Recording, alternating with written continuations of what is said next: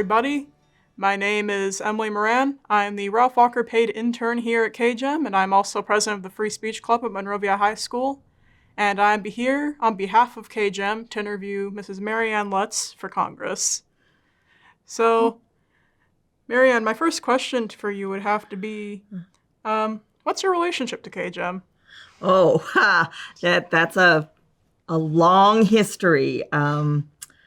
I can't remember the year. Many, many, many years ago, probably before you graced our earth, KGEM was a part of the city of Monrovia, but the cable access stations can't be the part of the city, so they had to separate and become its own private entity. And when that happened, they created a separate board in that entity. And I was a member of the first board of directors of that entity. So long time ago, before we were in this studio, we actually had a studio in one of the classrooms at Clifton. So many, many, many years. So I was a board member. I was the president of the board for many years and helped get us in this studio. Oh, that's lovely. Now we're gonna get into some campaign questions. So my first question to you would have to be, you've worked for Congresswoman Napolitano for a while now, and how would you say your time working with her has impacted your career, and how do you hope to follow in her footsteps or maybe continue her legacy a little bit?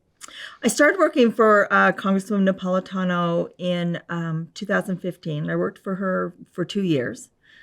She hired me to be a policy advisor in her key legacy areas: water, environment, open space, transportation. And I had 2 main functions. My first function was to advise her on policy and to advise the community and municipalities and school districts about mostly water and water policy. And so I worked with her for those 2 years. And what I really learned from her, I learned everything from her, but I never thought about working with Congress or being part of Congress until I worked for her. And I got involved and learned how to do things at that level. And I learned what kind of impact you can have to just not our community, but the state and nationally without even writing bills. It's really interesting. You don't have to write a bill and have a bill passed because it takes decades to do that. Not decades, it takes years. For example, when I was mayor, I worked with a mayor in Ohio on legislation for water. We wrote a bill for water infrastructure. And at that time, the Congress was held by the Republicans. So when they're held by the Republicans, they pretty much have say what bills go through, what bills get talked about and are processed. So we knew we needed to have this go to Congress. We needed a Republican Congress member. So he brought it to his Republican Congress member. I brought it to Grace Napolitano. And that was one of the reasons why she asked me to join her staff, is we're working on that bill. And now I was doing it not just as a mayor, but as a staff member for her. And that bill did not pass till late 2017. So it took a couple of years to do.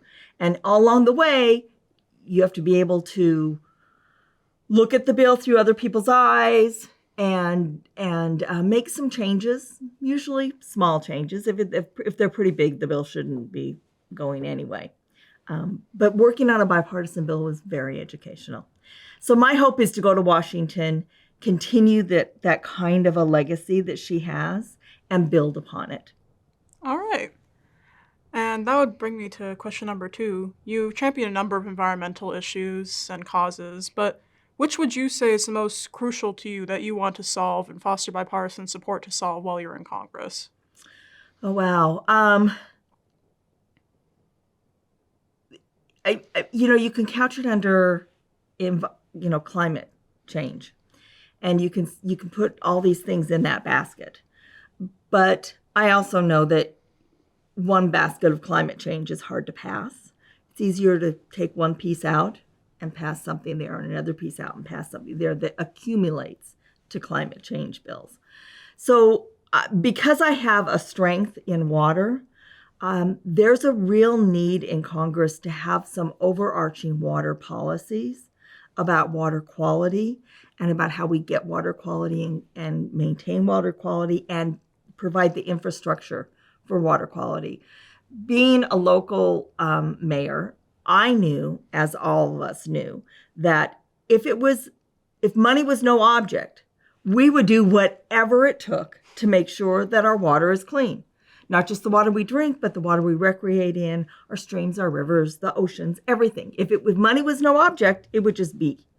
So we have to find ways to provide the funding and the knowledge and the skills to local governments so that they can continue that work of water quality. And so that's really I think the biggest focus. But along with that goes hand in hand. Too much goes hand. They're all just connected. And one thing that goes hand in hand is open space, because water comes from our mountains and from our open space into our lands. So those are truly intricately connected. And then you put the air in and you just, like I said, lots of things in that basket, but I think working on water would be my first. All right. And on that note as well, before we move on to the next question, I would like to ask, water quality in some parts of the United States is worse than others, particularly in areas where Indigenous Americans live. Mm-hmm. Is that a particular focus for you? It is. It really is. It breaks my heart to hear and see that we have water deserts that our Indigenous Americans are living in and that they have to travel. We hear about this about South America, and we hear about, I'm a Rotarian, and we do water projects all over the world to help tribes get water. They walk all day to go to a dirty stream of water to get a bucket to take back to the next day. They have to do it again and again. But what we forget is in our own country, we have areas like that. And so I think it gets pushed aside, and we need to stop that. And we need to make sure that we put the infrastructure to the reservations, to those lands, so that they can have water just like everybody else. There's a lot, people throw around, well, this is a right. Good, safe, clean water is a right. Absolutely. And you just hit on it. It's just vitally important. All right. Well, now we're going to move into the next question, another particular humanitarian issue in our country. Our state and our country as a whole, we're experiencing a homeless crisis. So how will you help to mitigate the problems of the homeless crisis in terms of short-term or long-term solutions? There's not one solution for homelessness, unfortunately. We didn't get here because of one thing, and we're not going to solve it because of one thing. It's going to take a lot of different things. One of the things that's important is, first, we need to make sure that we understand why people are homeless and how they got there, and put a stopgap. So I've worked for years with the Foothill Unity Center. And the Foothill Unity Center, the heart of what they do is a stopgap to homelessness, because we can help provide families that are in poverty food, medical support, glasses for their kids, job training, all those things that will help keep them in their home. So we need to first strengthen some of that throughout our country and make sure that that stopgap is there. And then we address, and it's actually simultaneously, because you can't really do one in front of the other. Now you have to address the reasons people are homeless. The largest segment of new homeless are women who are seniors. Senior women who can't afford to stay in their homes. And so they get put on the street.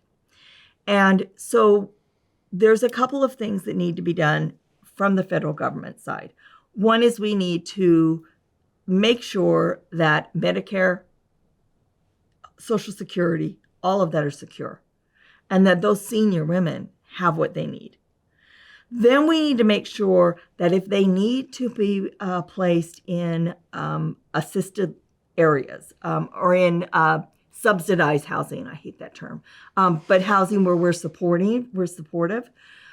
Section 8 is the term that is used, that we move that along. Right now, people wait years to get Section 8 affordability.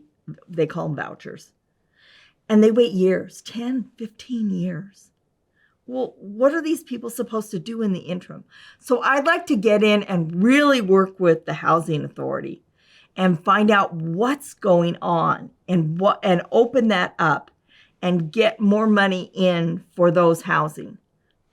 Then we have to make sure we're building affordable housing and that we're always looking at that. And that's another look at HUD to see that they are not just getting people into affordable housing, that we've got sufficient affordable housing. There was a push many years ago for a lot of senior housing, and it's kind of gone away. But our senior numbers are growing. The baby boomers are becoming seniors, and those numbers are growing. And so we need to make sure that we've got affordable, clean, healthy housing for all of the seniors that need it. And then you just go one after the other. Families in need, and there's a lot of families and children that need housing. Again, is it the Section 8 housing? Do we need to work on that? We need to work on funding that. There are segments of homeless that have mental illness. Interestingly enough, a lot of people who are homeless didn't have mental illness until they became homeless. If you think about the stress of not knowing where you're sleeping, just think about that for a minute. I know when I go home where I'm going to put my head. You know where you're going to put your head. What is it like to not know? To not have a place that's yours to go to? That's very stressful, and that causes mental illness. So sometimes they're homeless or unhoused, and they gain mental illness during that period. So the mental illness needs to be addressed. We need to put more funding and more support there in mental illness. We need to do that across the board in this country, but for the homelessness as well. And then we've got people who are addicted, who are in real distress. And again, you have to address that where they are and make sure we've got things available for them. Not one answer. Not one answer, but definitely a good answer. And now we're gonna move on to our next question, which is related to this one. We're currently also experiencing a housing crisis. The cost of living and everything else has gone up, and it's hard to invest in real estate or simply buy a house. How do you want to take steps to end the housing crisis and foster maybe some bipartisan support to help the American people in that regard? Yeah. I take my experience from local government. I want to take that to Washington. And when I was a council member and a mayor here in Monrovia, we had a tool called redevelopment, where if we could bring people in and help them using redevelopment funds build housing, and we required a certain percentage had to be low or moderate income housing. We need to take that kind of a formula from Washington and bring it down to all of the communities. Because this isn't just a California, it's not just a Monrovia problem, it's not just California, it's across the nation. So something has gone awry in our income versus living expenses. And we need to somehow kind of put out the fire and reduce it down. And I think that some of the tools that we had as a local government, if we can make them federally tools available to communities, then we can start addressing that. We had in Monrovia, their state requires a certain amount of your building and new homes to be affordable. They always have. And they've always given us numbers of what we need to meet because people, populations grow.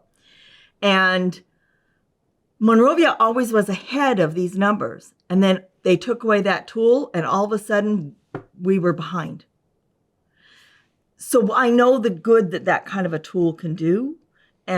It's just figuring out how to have Washington get those tools in. So for the biggest part I need to do is I need to get there and find out how to make that happen. I don't have the answer of it right now.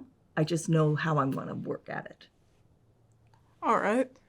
So I'm going to kind of do a little turn on the subject because this is a particular issue to myself and also a lot of, minors in our community as of late.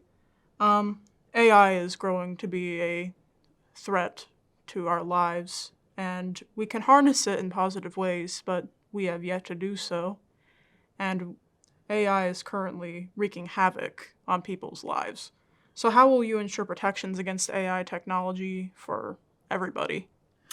Congress has not done their job yet in putting the guardrails up. There are some bills in Congress right now that do go towards those steps, and I am fully behind those bills. But we need to do better bills. We need to really look at some of the consequences of AI and where it could go. Just recently, during an election, a primary, there were robocalls from supposedly from President Biden's campaign, generated through AI, telling people to vote on a different day.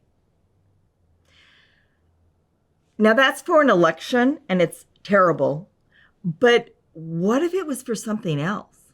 Something that would hurt people physically, emotionally, or cause major strife in our country. So we have to start putting guardrails on that and when and how it can be used. We have to work with our partners who use AI. We have to learn more what the capabilities are. Right now we have some of the technology gurus who are telling us some of their fears. I'll tell you what, when somebody who developed it turns around and says, "Oh my gosh, I think I've created a monster," you better listen. And that's what Congress needs to do. We need to listen. And we need to take the advice from those people in how to put the guardrails on, because they developed it. So they'll be able to tell us how to make these guardrails. And then once you put the guardrails in place, you have to have oversight on them, and they have to be enacted. And there has to be some repercussions when they're broken. All right. So I'm going to just change the subject Sure. again. So our current immigration situation is messy, to That's a say good the word. least of it all. And naturally, immigration is fueled by humanitarian crises and people fleeing any situation that might put them or their family in danger. But we also have the issue of securing our border and, protecting the American people and ensuring opportunities are equal for everybody as they ought to be. So, how do we address these humanitarian crises that are making people run to the United States while also securing our border and protecting our own national security? Yeah. Again, not one answer. As is so many of our problems. There are many facets to them. It reminds me years ago sitting in this very studio talking about immigration then. It's not a new problem again. We talked about, and we have talked about for years in this country, the reason why migration is pushing people to leave their countries and come to America. Do I blame them for coming here? Absolutely not. Through an accident of birth, you and I are here. We're so blessed to be here. We don't live under a regime that is threatening our lives. We don't live under a regime that is allowing criminals and drug cartels to kill our children and threaten our lives. We are truly blessed, and that's what the world sees, which is why they want to come here, to be safe, to make a life that we have. So I don't blame any of the people for coming here. But we need to do a better job in working with those countries that are causing the strife in their own country to force their people to leave. I know that we've done a lot to that in the past, and we still are trying to make strides. Most of those countries are under war. There's wars going on, or they have dictators that are. We can't. One of the things we can't do is we cannot shake hands and be friends with those dictators. We have to apply pressure. We have to work within that government to make some things change so people will want to stay in their own country. Nobody wants to leave their hometown, their home country, unless they're forced. So that's the first thing. Maintaining our border. It's become clear that immigration is a political football that either party likes to throw and catch, depending upon where they are in the political world at the time. And while they're throwing those footballs and doing sound bites and going on cable TV, people's lives hang in the balance. And they die, or they are treated poorly, inhumanely, and treated like chattel. And it's not right. So I want to go to Washington and work with people who are serious about it, like I am, who've seen what it can do. I'm one of the founding members of the Immigration Resource Center here in Monrovia. I'm a founding board member, and what we do is we offer low-cost or no-cost legal services to people who are here, who need their documentation. One of the things that happens when that football gets tossed is one administration, the previous administration, cut the immigration judges and their staff and their funding. So people who are in the process to stay here, work here legally, asylum seekers, people who have come because they are under the threat of their lives, are in complete limbo because we don't have enough judges to process it. This administration is trying to get that back. It can take that much time to cut something, and it can take years to bring it back. I need to get up there and work with people who don't want it to be a political game, who want to just make a difference. And that's my goal, is to find the people in Washington who are serious about making a difference, not throwing a political football. And I don't care if my name's on a bill or not.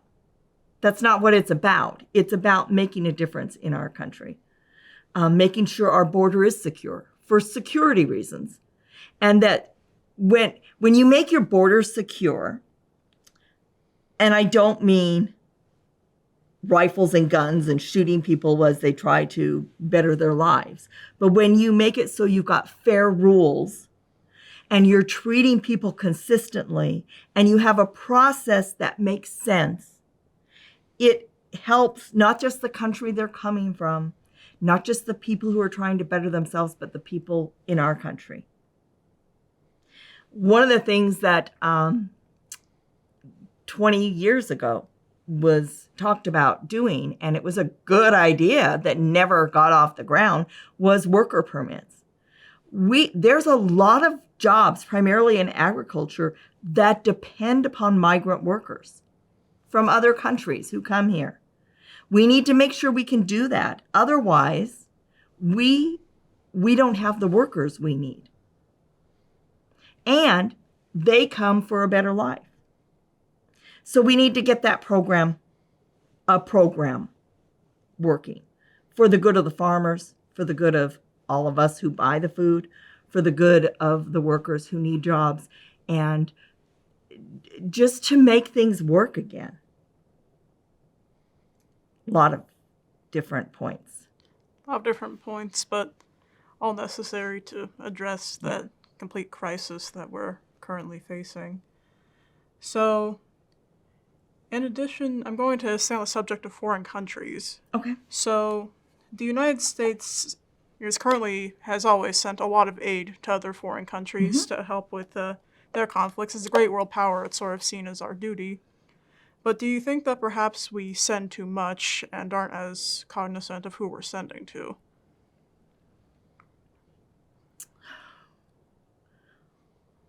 In total, um, I can't answer that in a yes or no, because you have to look at each country we do send money to, that we either support or loan money to, because we do both, and why we do it. What's going on in that country? What do they need it for? Why do we support them? I think oversight in that, probably it does need to be tightened. I think maybe there's evaluations that we need to do on a regular basis. Some of these countries I told you about that are treating their people so badly, we are supporting them. We are giving them money. We're giving them money to supposedly correct the problems that cause their people to migrate and to need asylum. But they're not doing it. So we need oversight in that respect with certain countries. Venezuela is one that comes to mind, that needs us to come in and maybe be stronger in those regards. I'm not going to say we have to wipe it all out. I'm not going to say we have to just give it to everybody. You've got to look at it case by case. You've got to look at the situation. And sometimes maybe we've given them support and money and they've rectified the situation, and maybe that money needs to be changed or altered or reduced. But it has to be case by case. So it's working in government at any level is not a yes or no proposition. I hear politicians all the time say, absolutely on this, absolutely on that, when 90% of the things you deal with are in the gray. And you have to figure out what's important, and then second, what can be done. Because sometimes we can't do it all, but we can get closer to where we want to go. And so you have to look at it and then find people who are like-minded who will work with you. And that can really be the same answer for almost all of the questions and almost everything we do. Are there things that are like, yes, that's a line in the sand I will not cross? Absolutely. I have some of those. But the majority of these big questions and these big topics that we're talking about are not that simple. They're not as simple to say, nobody should come across to the border. You can't, no. It's not as simple. Nobody I know wants the border completely open where it's a free-for-all and anybody just comes in. But it's broken right now. And it's been broken for administration after administration, political party after political party. Like I said, it's like a thing to just point fingers and say this person didn't do it or that party didn't do it. We got to somehow be the adults and get in the room and say, it doesn't matter. We have to do this work. And we have to do it for the good of our country overall and the good of the world, really. All right. So let's change the topic from foreign countries to America. Go back to some domestic stuff. So how will you defeat lobbyists or maybe try to quash the iron triangles that are currently in our country a little bit? And their presence is very strong. Pronounced, yes. Very strong. Well, you start when you're running a campaign and you don't take money from lobbyists. That's one way. I don't take money from lobby groups because I don't believe that, because I know that if a lobby group funds your campaign, they'll expect something down the road. So part of it is that. The other part is once you're elected, people come to talk to you about bills and legislation all the time. And a lot of times, the elected officials take meetings with the lobbyists over like you. That's not going to happen in my office. I will take meetings with citizens over lobbyists. They'll go to the bottom of the line. I won't not meet with them, but they go to the bottom. If I have a schedule of a day, my staff will be instructed that the lobbyists go to the bottom. If it can fit, great. If not, I want to make sure I meet with every regular person who wants to talk to me about something that's going on in their bill or in their sphere. That's one way. Keeping our community close. I'm not running for Congress to sit up at a desk in Washington and I'm running for Congress to work for our community and to work for this district. One of the things that I've seen is our district does not get all of the funding from the federal government that we should. There's a lot of money that gets appropriated by very good bills to do good things. The infrastructure bill, for example. But is our district getting enough of that money? Other cities are getting larger amounts of money. And we have a district of pretty small communities. And a lot of our communities don't have the wherewithal to know how to get the money or even find the money in Washington. And that goes for municipalities, it goes for school districts, it goes for small businesses, and it goes for nonprofits. So I want to make sure that our district gets what it needs. And the best way I know how to do that is to stay close. And the best way I know how to do that is to hire a person that's their job. Their job is to find the need in our district and match it to the funding and the grants and the opportunities in Washington and help people process through. All right. So I got a couple more questions left for you. So you mentioned businesses. Mm-hmm. You are a business owner. Yep. How does being a business owner factor into your campaign? It gives me real life experience in actually being a boss. It gives me real life experience in knowing how to make a budget and adhere to it and make ends meet. Just yesterday, somebody was asking me about the deficit and the budget in Washington. What budget? They don't do a budget. I'd like them to do a budget and to stick with it. Obviously, like you and I, we have a budget. Things will happen. We'll get a leak in our roof, or our car will break down and we need to do something. And for our country, it's a hurricane or a mass situation that we need to address, and that will take you out of your budget. But we're running too much by the seat of our pants of just, let's do this. Okay, let's do that. Not, wait a minute. How does that work in the big picture? What do we need to do? What do we all agree is important to spend our money on? There's an old saying that if you look at a budget, you'll see what you value.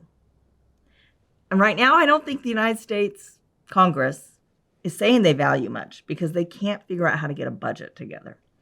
So we got to get a budget. We have to work on that. And that's what having a business does, is you learn how to do that. You also, when you run your own business, it's up to you to figure out how to grow your business, how to expand upon it and where to go. So you have to be pretty nimble and creative. And I think that bodes well in an elected office. I think that helped me as a council member, as a mayor. It helps me now as a trustee. My fellow trustees at Citrus College call me the connector, because we'll be talking about something. Oh, wouldn't it be great to do this? And I'll say, I know how we can get that. I know this person to go connect with that person. And that's what owning my business did, is it gives you those tools to learn how to connect. And I use that in government, and I'll use that in Washington as well. All right. So we're going to wrap this up. Final question. In the spirit of Women's Month, you're a woman in politics. Mm-hmm. So my first question would be what's it like to be a woman in politics, and how will you champion women's issues when you're up in Congress? Yeah. First off, it is amazing to be a woman in politics. It is one of the best things I've ever done in my life, is serve this community, serve our communities, make things happen. I have always championed women's rights and women in political office. I am pro-choice. I work with organizations that work to elect women in political office, the National Women's Political Caucus, the Women's Political Committee, Emily's List, Planned Parenthood, National Organization of Women, you name it, I'm part of it. Some more intimately than others, for decades. As a member in Congress, I will continue the work that I do. I will continue to lift women up, to make sure that there's equality in women's pay, to make sure that there is equality in education for women. That's working at Citrus College and now being in the education end of it, I really seen how important it is that women have education and they're taken seriously. Making sure that our voice is heard. We're 51% of our nation, but even in Congress right now, we're only 26%. This seat is a woman's seat. Congressmember Napolitano's been there for more than 20 years. I am doing everything I can to make sure this seat is filled with a woman, so we don't go backwards. I think women bring a different perspective to government and to discussions and to the narrative. And we need every discussion and every viewpoint.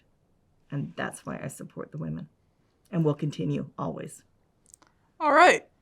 Well, that's where we're going to wrap things up. I want to thank you again so much for coming to interview with us and taking the time to bring your issues to Monrovians and your district as a whole. And this is Emily Moran here at KGEM. I am signing out.